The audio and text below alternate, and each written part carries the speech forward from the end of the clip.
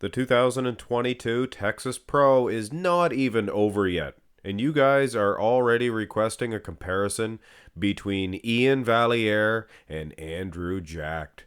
A bunch of you, at least two, the both of you. Anyway, all jokes aside, this is a very requested comparison, and like I said, Andrew Jacked, he hasn't even got past Steve Kuklo yet.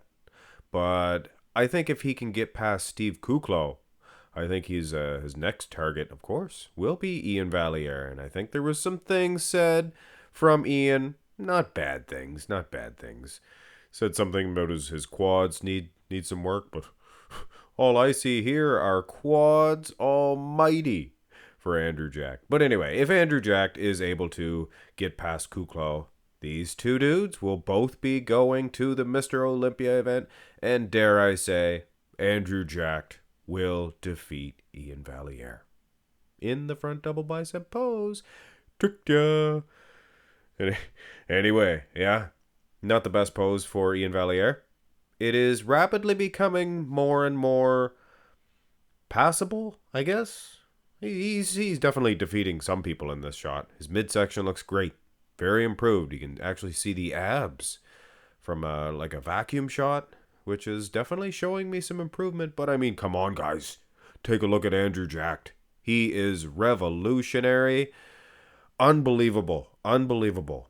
Go through these shots. And right into the shoot, I will say, Iain Valliere, very dry, grainy look. Now, Andrew Jack doesn't have that type of conditioning. He has a three-dimensional, bubbly, round muscle separation that is definitely hard to deal with on the bodybuilding stage. But Iain's front lat spread, this is an awesome pose. My opinion, maybe his best. Maybe his best. He has a few really good shots. Does Iain Valliere, heard you guys calling him Valliere by times? Other YouTubers? Anyway, hilarious. Yeah, for all you Andrew Jack fans, take a look, guys. Iain Valliere, more than holding his own. Turn to the side. Now this is where Iain Valliere may have said that Andrew Jack needs some more quad size. Yes, I know. But Mark's Max Muscle, this is my impression of you guys. But Mark's Max Muscle, why did you make Andrew Jack so tall here? He is only an inch, maybe two taller. I made him a few inches taller because he's standing straight at his far leg. He actually stands quite a few inches taller than Kuklo, too. More so than Kuklo. Anyway, Iain Valliere, look how dry he is. And look how big his quad is from the side. And like I said, that's probably what he meant by Andrew Jack needs more quads. Size, maybe, sweep. Side tricep. Now here's one, Andrew Jack. He also stands very tall. I don't know, maybe not his best shot. It looks pretty good. He's got a hard, grainy nature of that leg that you can see he didn't have before. Definitely getting more conditioned. And the tricep itself, he is defeating Iain Valliere in that aspect. But make no mistake about it, guys. Condition counts. Judges see that. Glutes, hamstrings, tie-ins, fancy phrases, small midsection, big man's manly chest. But lack of a tricep in this comparison. With all due respect, hey, my Canadian home boy. Turn around. That's what the teachers used to say to me. Put your nose up against the wall. I had a pretty long nose, so all I had to do was stand up. Ba-dum boom. Iain Valliere rapidly becoming one of the top guys in this rear lat spread. And that's funny because this was maybe a weak point for Iain. Now he's turned it around, and it is definitely a strong point because Andrew Jack, he was pretty much showing everybody what for. Everybody and their uncle what for at the Texas Pro just today in this rear lat spread. Thick lat insertions, but Iain right there with him. When you look at the dryness of the glutes, hamstrings, you know which way it's going. Rear double bicep. Now I'll tell you one thing. Andrew Jack's back is awesome. Rear lat and rear double. If the conditioning was equal, I might have a different decision on this, but conditioning is not equal here.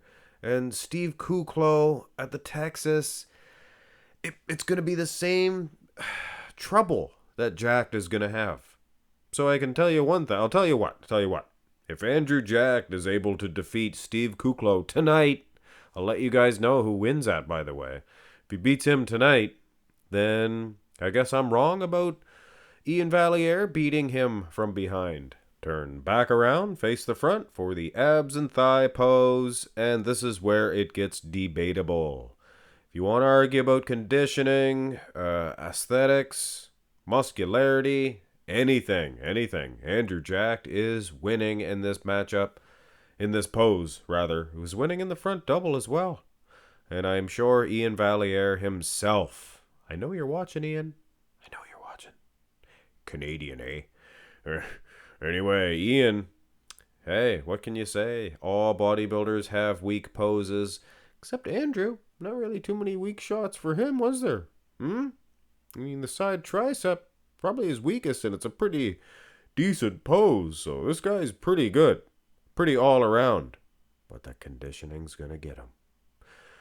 Most muscular, and yeah, I got some criticism. Yeah. Why do you use this one? I'm not really making fun of you guys. That's not a bad voice. Here's what you guys really sound like. But Mark's muscle. Why do you use this one over Iain Valliere? See, that's a little bit better.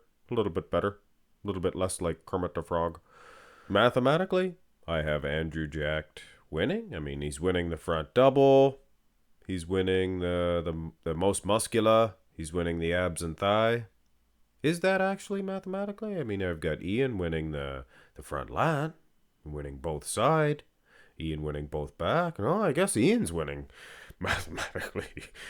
Very debatable, and I'm sure you guys will definitely not agree with my, my analyses, baby please, of Iain Valliere defeating Andrew Jack. But I tell you what, it's the same situation. If Steve Kuklo beats Andrew Jack tonight, then I'm wrong. I'm right. But if Andrew Jack wins the Texas Pro, then I'm wrong. I'm wrong about everything. Well, not everything, but everything about this video. Hit thumbs up, guys, whether you agree or not. It's, just for fun. It's bodybuilding. Let us enjoy it for what it is. Have a great one.